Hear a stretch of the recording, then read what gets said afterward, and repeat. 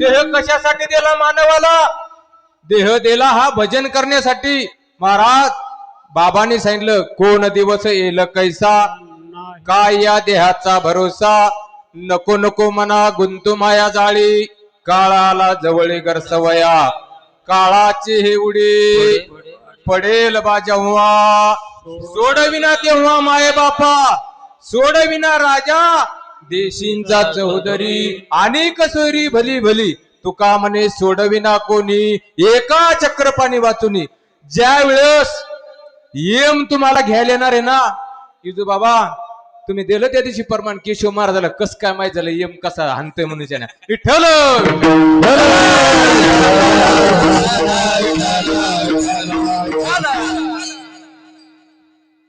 आवडीने भावे हरिनाम घेसी, तुझी चिंता त्याची सर्व आहे. नको खेद करू कोणत्या गोष्टीचा, पती हा लक्ष्मीचा जाणत असे.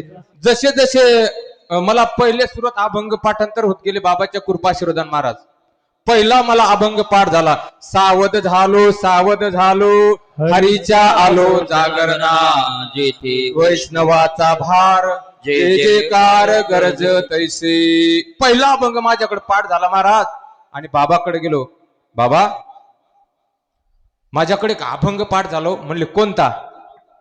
सावध झालो हरीच्या आलो जागरणा, येथे वैष्णवाचा भार आणि जे जे कार गरज तैसे.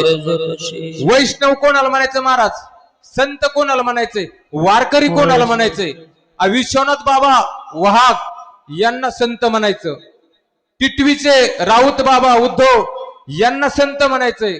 कुंडलिक बाबा धांगड महाराज माझे गुरु महाराज यांना संत म्हणायचे. तुम्ही आम्ही संत नाहीत महाराज.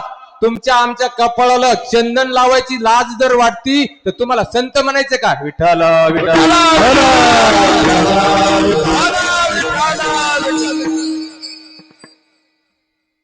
अहो संत कोणाला म्हणायचंय?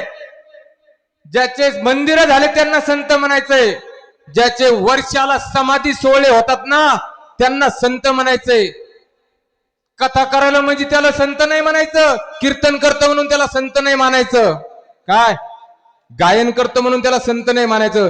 ज्यांचे समाधी सोहळे होतात त्यांना संत म्हणायचं. विठ्ठल